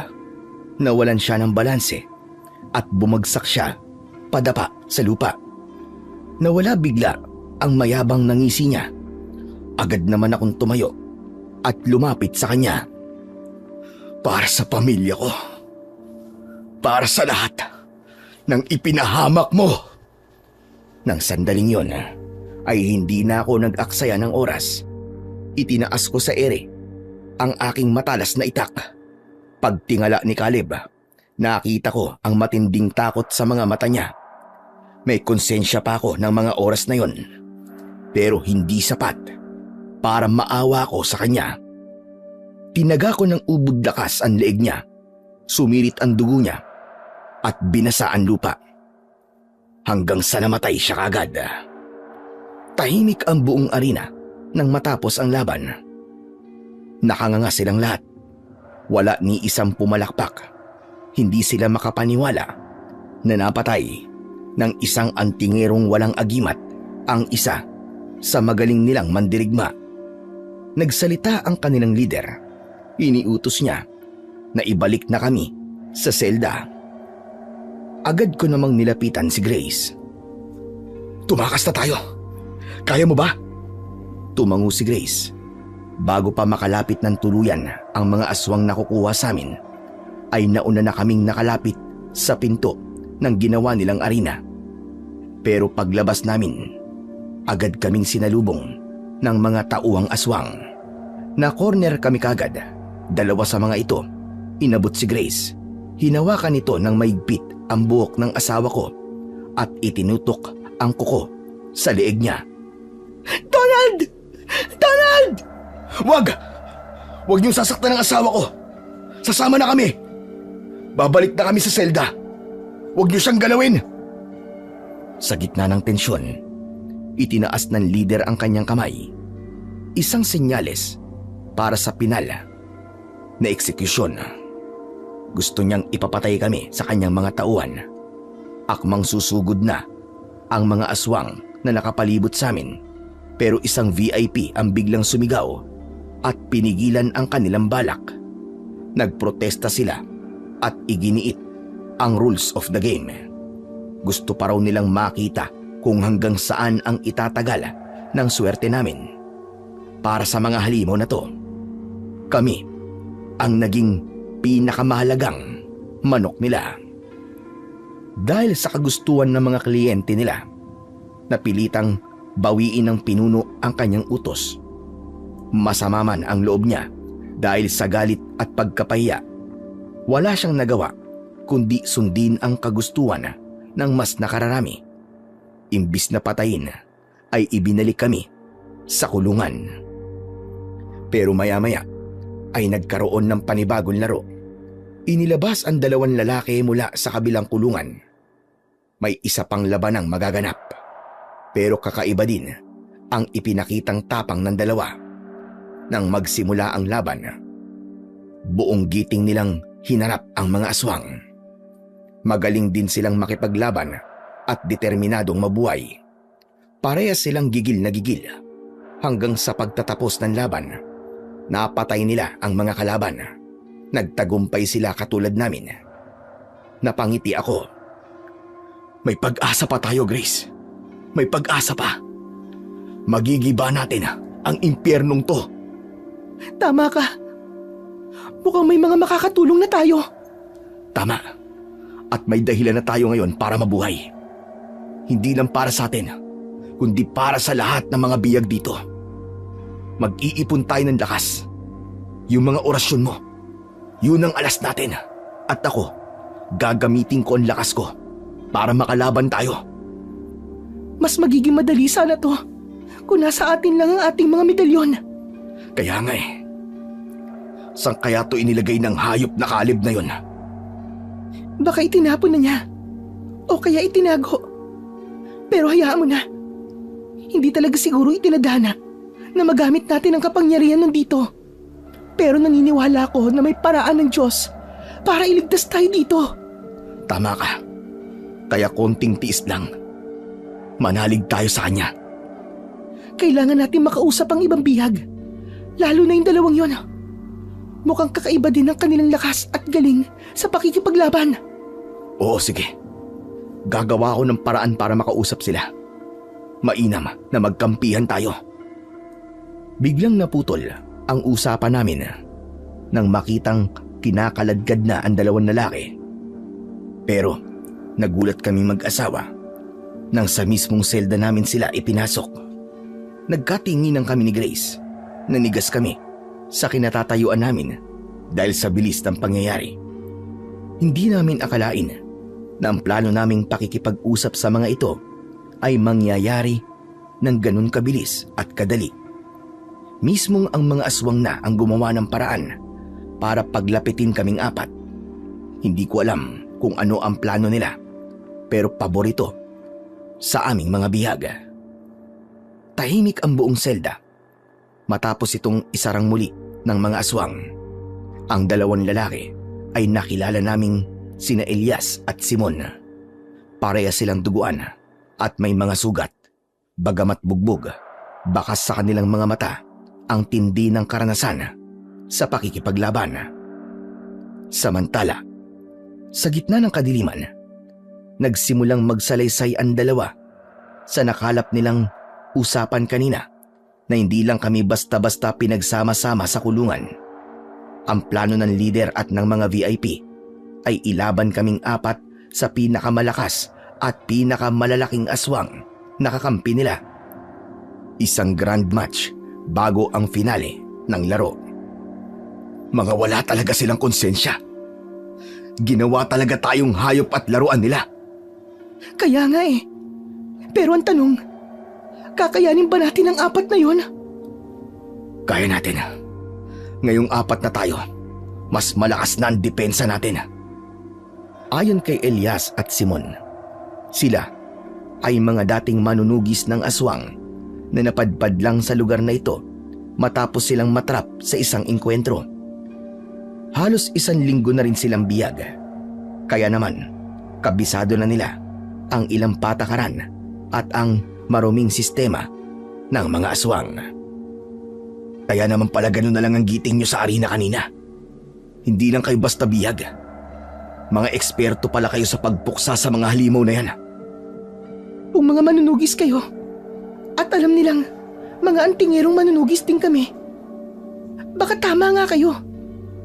Ilalabas na nila ang pinakamalalakas na mandirigma nila. Kung nandito lang sana ang mga medalyon natin. Natahimik sina Elias at Simon nang marinig ang sinabi ni Grace. Nagkatinginan ang dalawa. Tila may malalim na inaalala. Si Elias ang unang bumasag sa katahimikan. May pag-asa pa, Grace. Bago kayo dumating dito, may napanood kaming laban. Isang bihag ang nakahanap ng kanyang agimat sa gitna ng arena. Akala namin nung una ay tsamba lang. Pero nang makuha niya yon, halos maubos niya ang mga aswang sa isang iglap. Ibig mong sabihin, hindi nila kinukuha ng tuluyan ang mga gamit natin? Na nandun lang yon sa loob ng arena? Oo. Mukhang bahagi yun ng laro nila. Gusto ng mga VIP na makitang lumalaban ng patas ang mga biktima. Pero hindi yung basta-basta ibibigay. Kailangan mong halugugin ang bawat sulok habang inaatake ka ng mga halimaw. Kung gano'n, nandun lang ang mga medalyon natin. Baka nakatago sa mga baul. Oo, tama. May nakita akong mga baul sa isang sulok ng arena kagabi. Magaling kung gano'n. Pero teka lang, Elias. Di ba sabi mo, may manlalaro na nakakuha ng agimat niya at halos maubos sa mga aswang na kalaban? Nasaan na siya ngayon? Nakakulong din ba siya sa isa sa mga selda?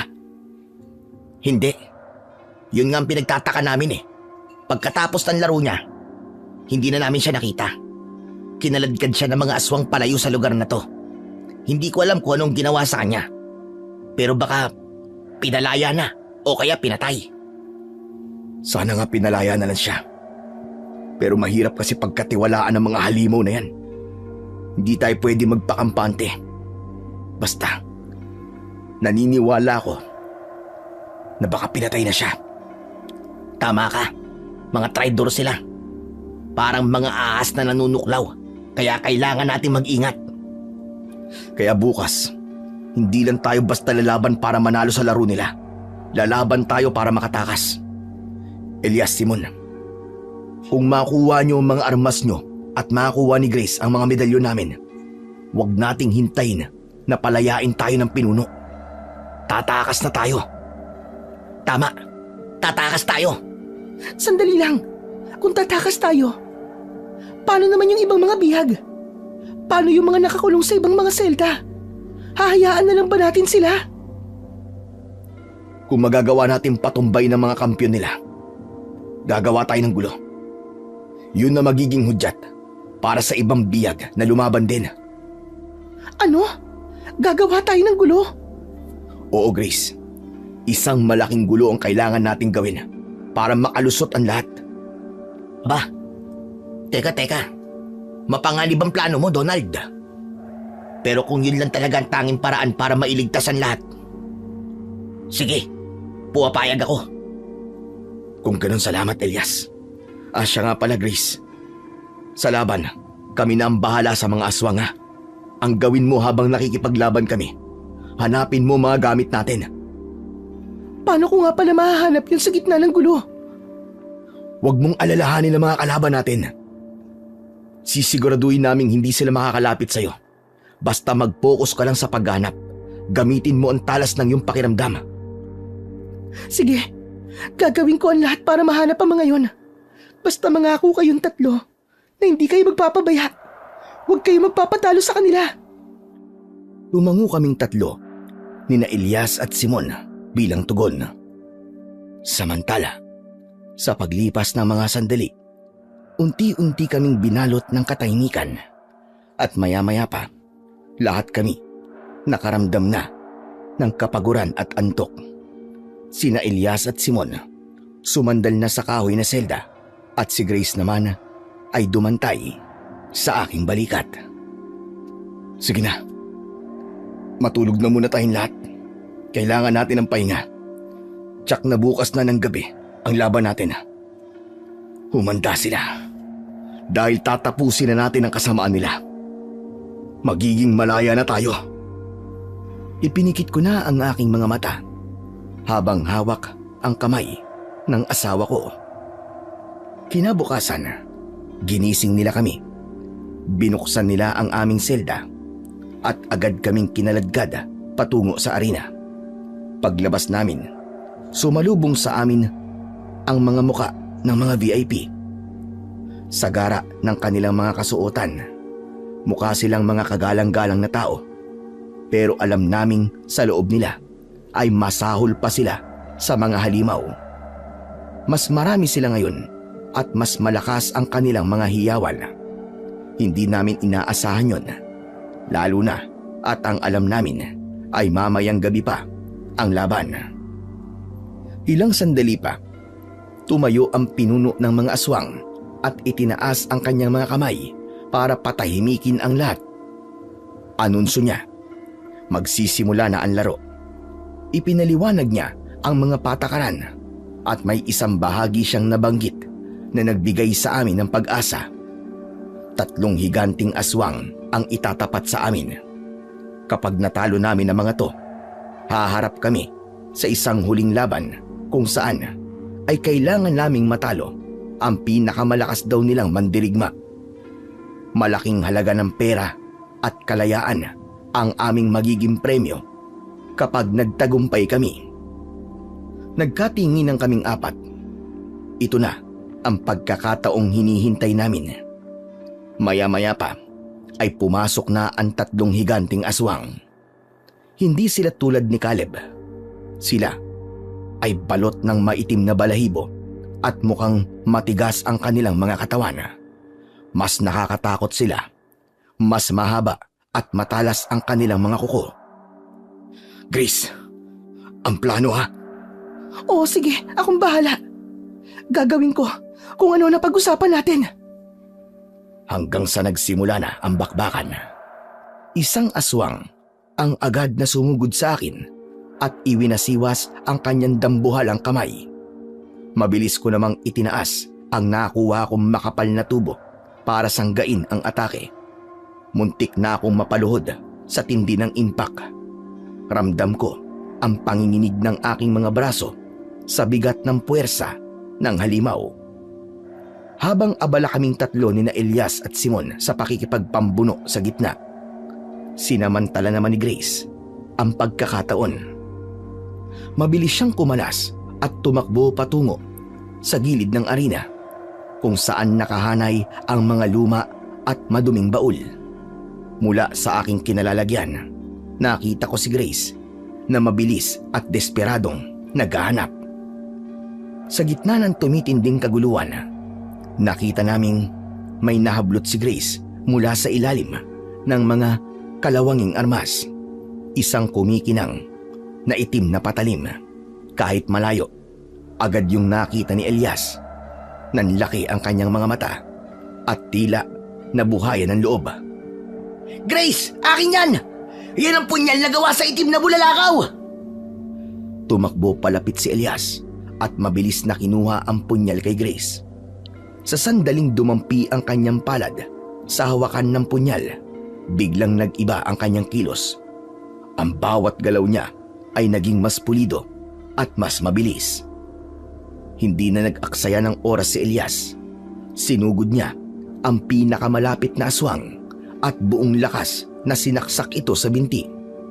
Ang sugat na ito ay hindi agad naghilom at tila kinakain ang laman ng halimaw habang ito ay nakabaon. Napaungol sa sobrang sakit ang higanting aswang at biglang napaluhod. Habang nakaluhod ang halimaw, hindi na ito binigyan pa ni Elias ng pagkakataong makabawi. Umikot siya sa likuran nito at mabilis na itinarak ang punyal sa batok ng aswang. Ang nilalang ay tuluyang bumagsak at hindi na muling gumalaw. Bagamat hindi pa nahahanap ni Grace ang aming mga medalyon, nagkaroon kami ng pag-asa nang dahil kay Elias. Agad na kumilos si Simon para harangin ang isa pang mga aswang gamit ang kanyang palakol. Kahit alam niyang hindi niya ito mapapatay, sapat na ang lakas niya para maantala ang kanilang pag-atake at mabigyan ng tiyempo si Elias. Habang nangyayari ang gulo, si Grace naman ay patuloy lamang sa paghalongkat. Donald! Wala talaga dito ang mga medalyon! Napalingon ako habang sinasangga ang isang malakas na hampas mula sa isa pang aswang. Ramdam ko ang panginginig ng aking mga bisig. Sigurado ka ba? Hanapin mo pang mabuti! Baka nakatago lang! O kaya naman, nasa ilalim ng mga baul! Sige na, bilisan mo! Wala! Hinalugog ko na hanggang ilalim! Hindi ko makita! Kung ganun, sige. Subukan mo na lang muli ang iyong mga orasyon. Ngayon na! Tumayo ng matuwid si Grace. Ipinikit niya ang kanyang mga mata at itinaas ang kanyang mga kamay. Buong lakas niyang binigkas ang orasyon na nagpabagsak kay Caleb kagabi. Ngunit laking gulat namin na ang mga aswang ay hindi man lang tinablan. Patuloy silang sumugod na parang walang narinig. Ang isa pa nga ay mas lalong naging mabangis at muntik nang maabot ang balikat ni Simon. Donald! Hindi gumana! Ulitin mo! Baka nagkamali ka lang ng bigkas! Bilis! Muling sumigaw si Grace. Mas mabilis at mas madiin ang bawat salitang Latin na lumalabas sa kanyang bibig. Pero wala pa rin nangyari. Agad kong iwinasiwas ang itak sa katawan ng aswang na nasa harap ko. Pero tumatalbog lang ang talim nito sa katawan niya.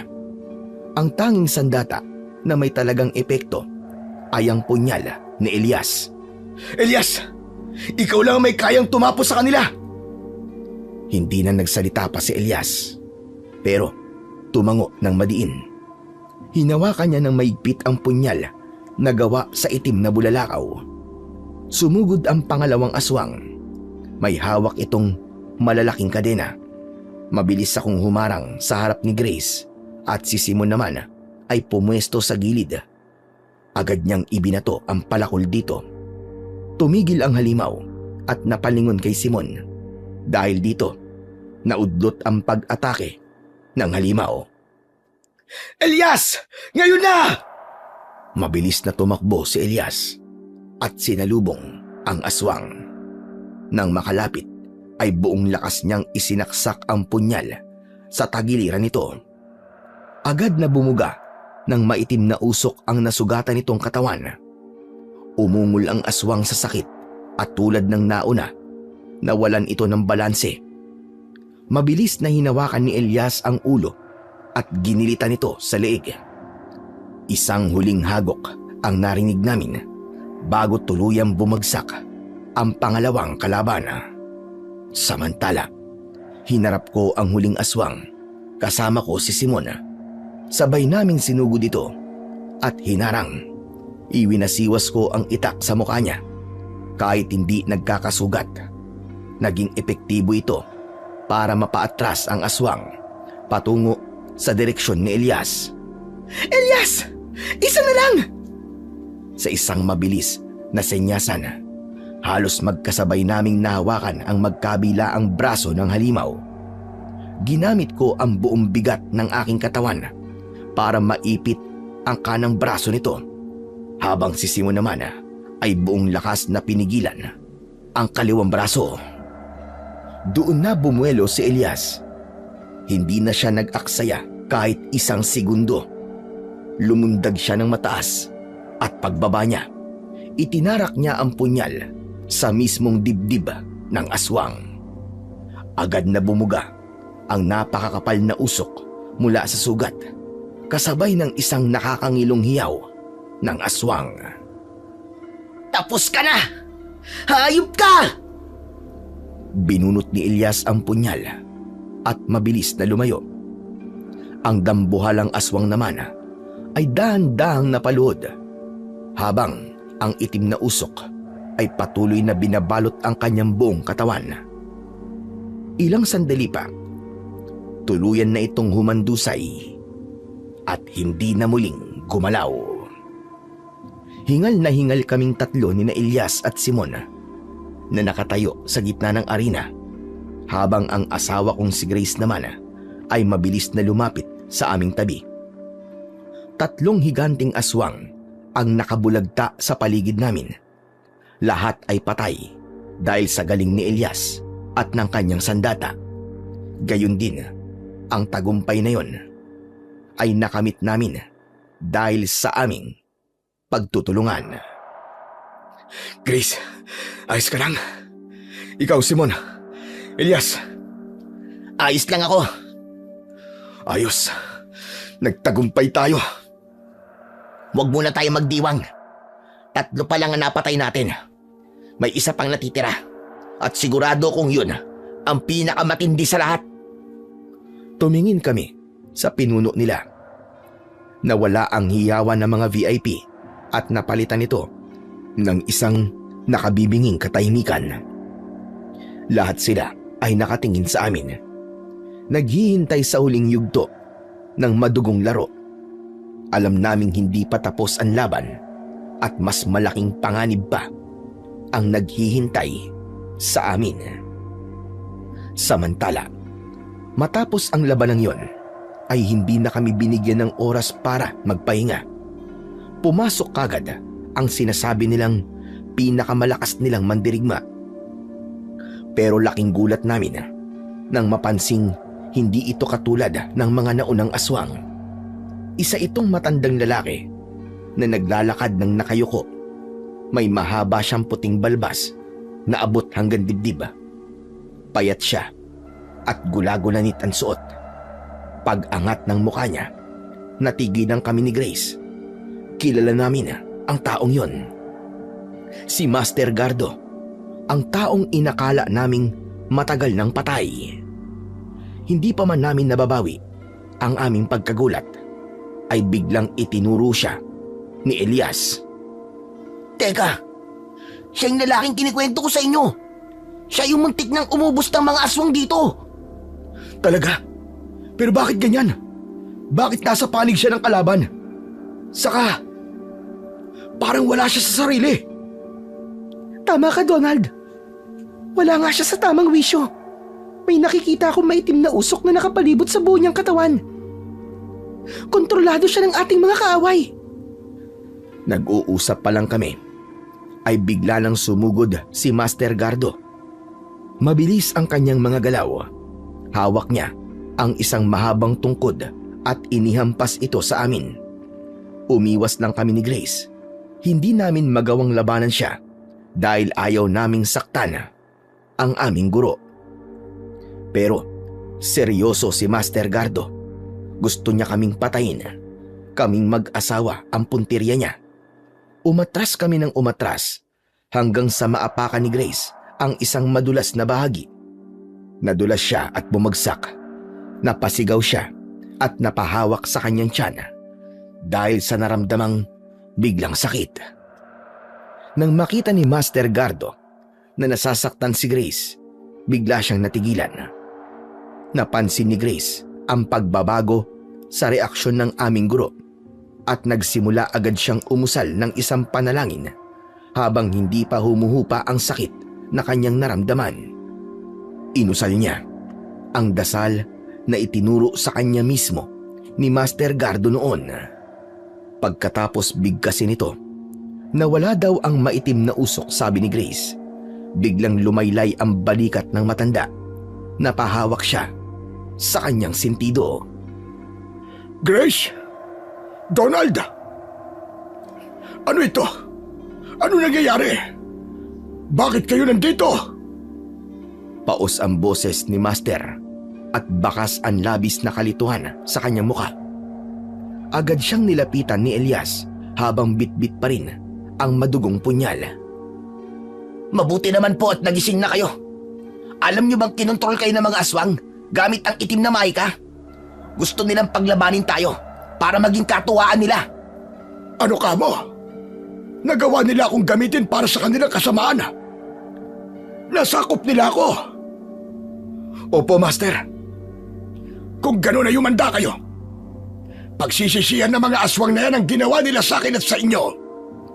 Hindi nila kilala kung sino ang kinalaban nila. Biglang nagbago ang hangin sa loob ng arena.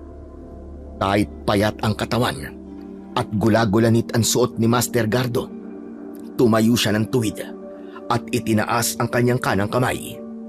Sa isang iglap, bumalik ang bagsik ng kanyang mga mata. Mas lalo kaming ginanahan na makipaglaban.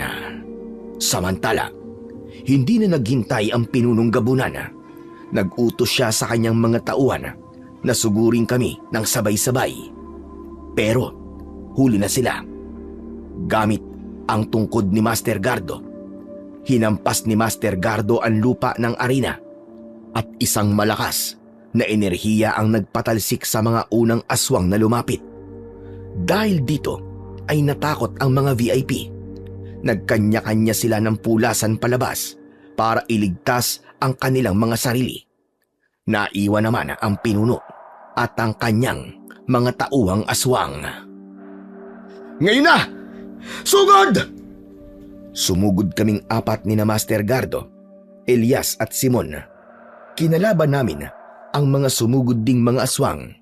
Habang abala kami sa pakikipagbakbakan, si Grace naman ay nanatiling nakaupo sa lupa. Namimilipit pa rin sa sakit ng kanyang tiyan. Pero isang bagay ang pumukaw sa kanyang pansin. Sa tabi niya ay may kumikinang hanggang sa pinulot niya ito. Donald! Donald, ang mga medalyon! Nahanap ko na! Ano? Saan mo nakita? Dito! Nakabaon lang pala sa lupa na mababaw! Eto! Saluin mo! Mabilis na inihagis ni Grace ang medalyon sa akin. Kahit abala sa pagsangga, nasalo ko ang aking agimat. Sa sandaling maisuot ko ang medalyon, naramdaman ko ang pagdaloy ng init sa aking buong katawan. Nawala ang pagod at ang kaba sa aking dibdib. Ang hawak kong itak at tubo ay binalot ng puting liwanag. Isang aswang ang sumugod sa akin. Balak niya akong sakmalin sa leeg, pero bago pa man dumampi ang kanyang bibig, tumama siya sa isang tila di nakikitang pader na nagmumula sa aking medalyon. Tumalsik ang halimaw at nangisay sa lupa habang umuusok ang kanyang balat. Yun ang kapangyarihan ko bilang isang malakas na antingero. Hindi na rin nagpahuli si Grace. Kahit nakaupo pa rin siya, itinaas niya ang kanyang medalyon at nagsimulang bumigkas ng orasyon. Isang bilog na liwanag ang bumalot sa aming lima. Ito ang nagsilbing proteksyon namin laban sa anumang itim na mahika ng mga gabunan. Sumalib na sa atin ang espiritu ng liwanag. Kung ganun, tapusin na natin to Ipakita natin sa kanila ang bagsik natin bilang mag-asawang manunugis at kinatatakutang antingero. Lalong naging agresibo ang aming pagsugod sa bawat aswang na umaharang. Kapag tinatamaan ng kahit na anong sandata mula sa aming 5, ay agad na nagiging abo. Nabaligtad na ang bara sa mga oras na yon. Dahil doon ay galit na galit ang pinunong gabunan. Tapos na ang paghahari mo. Oras na para pagbayaran ninyo ang lahat ng mga kasalanan nyo. Iaatid na namin kayo sa impyerno, ang lugar kung saan kayo nararapat. Sa gitna ng kaguluhan, tumayo ng tuwid si Grace. Tila nakabawi na siya sa sakit na kanyang nararamdaman. Itinaas niya ang kanyang medalyon sa tapat ng kanyang noo at ipinikit ang kanyang mga mata. Huminga siya ng malalim at nagsimulang bigkasin ang isang makapangyarihang dasal kay San Miguel Arcangel, ang pinunong mandirigma ng langit. O makapangyarihang San Miguel Arcangel, iligtas mo kami sa panganib. Maging aming sandigan sa laban na to sa kasamaan at panlilinlang ng demonyo. Isinasamo namin na buksain nawa siya ng Diyos o ng prinsipe ng mga hukbo sa kalangitan. Sa tulong ng kapangyarihan ng Diyos, itapon sa impyerno ang mga kampo ni Satanas at lahat ng masasamang espiritu na umaaligid at nagtatangkang ipahamak ang mga mabubuting kaluluwa. Idinadalangin namin ito sa nag-iisang kataas-taasang Diyos na siyang pinakamakapangyarihan sa lahat. Isang malakas na pagsabog ng liwanag ang nagmula kay Grace. Ang mga natitirang tauhan ng gabunan ay sabay-sabay na nagsisisigaw habang ang kanilang mga katawan ay unti-unting nasusunog dahil sa matinding banal na liwanag. Maging ang pinuno ay napaluhod, nanginginig at pilit na tinatakpan ang kanyang mga mata, at sa tulong ng medalyon, mabilis naming naubos ang mga tauhan niya. Ngayon na, Donald! Tapusin na ang halimaw na yan! Hindi na nga kami nag-aksaya ng oras. Habang nakaluhod ang pinunong gabunan, sabay-sabay kaming sumugod ni na Elias at Simon. Si Elias ang naunang nakarating. Gamit ang kanyang itim na punyal, mabilis itong isinaksak ni Elias sa muka ng halimaw. Isang malakas at nakakangilong sigaw ang pinakawalan ng aswang habang umuusok ang kanyang sugat. Sumunod si Simon gamit ang palakol. Buong lakas niyang pinalakol ang binti ng pinuno. Tuluyan ang napasubsob ang pinuno sa lupa. Hindi na ito makatayo at pilit na lang nagumagapang habang nanginginig ang buong katawan. Tumitig naman ng matalim si Elias sa naghihingalong pinuno bago siya humarap sa akin.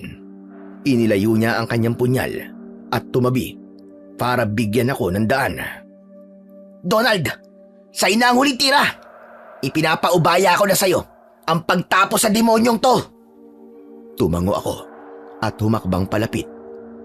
Tinitigan ko ang pinunong gabunan na hirap nang huminga. Wala na ang kanyang bagsik. Sa isang malakas at mabilis na taga, pinugutan ko siya ng ulo. Mabilis na nagliyab ang kanyang katawan. Wala nang natira sa kanya, kundi ang amoy ng asupre. Tapos na. Talagang tapos na. Makakauwi na tayo. Napasigaw sa tuwa si Elias habang itinataas niya ang kanyang punyal. Napaupo naman si Simon sa pagod, pero malapad ang kanyang pagkakangiti. Tumango ako. Maging ako ay masayang-masaya dahil sa wakas, tapos na ang kalbaryo at ang panganib na dulot ng mga halimaw na gabunan. Sa gitna ng saya, hindi ko maiwasang maisip ang pagkakamaling naging dahilan kung bakit kami napunta sa ganitong sitwasyon. Kahit may taglay kaming kapangyarihan bilang mga antingerong manunugis, naging kampante naman kami at mabilis na nagpadala sa awa. Ang batang butot balat na tinulungan namin ay pain lang pala ng mga aswang para mabitag kami ni Grace.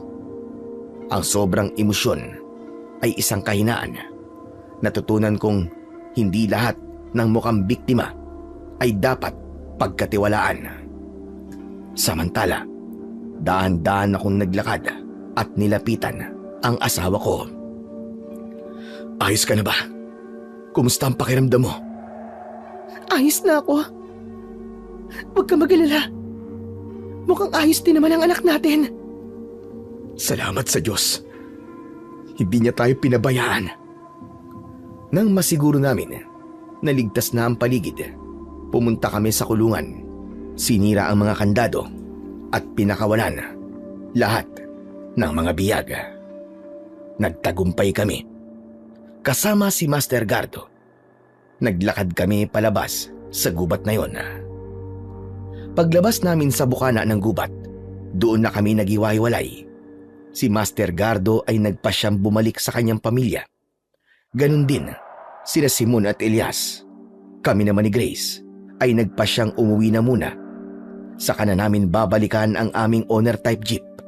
Ang mahalaga sa akin ng mga sandaling yon ay mailayo ang aking asawa sa anumang banta ng kapahamakan.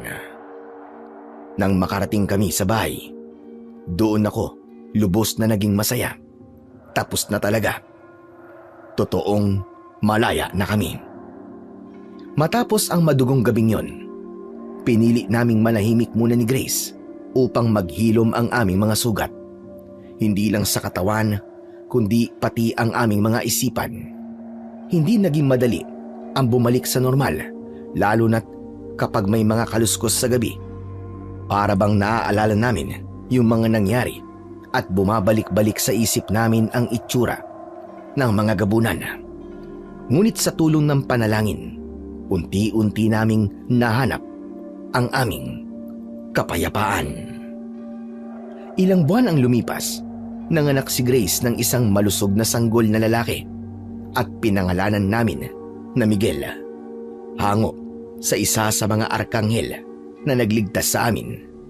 Sa ngayon ay pinagpapatuloy pa rin namin ang aming panggagamot at pagiging antingero at ganoon na rin ang pagiging manunugis ng mga aswang. Mas naging maingat na kami ngayon. Hindi na kami basta-basta nagpapadala sa emosyon. Nag-iingat na kami, lalo na sa mga bagong kakilala. Sir Blair, ang karanasang ito ang nagpapatunay sa amin na gaano man kadilim ang gabi, laging sisikat ang araw para sa mga nananatiling tapat sa liwanag. Hanggang dito na lamang po ang aming kwento at sana ay may natutunan po kayo na magandang aral. Maraming salamat po sa walang sawang pagsuporta at pakikinig sa aking mga YouTube channel. Huwag niyo rin pong kalimutang mag-subscribe at i-hit ang notification bell para sa mas marami pang makapigilininga na kwentong aswang at katatakutan mula sa mundo ng kababalaghan.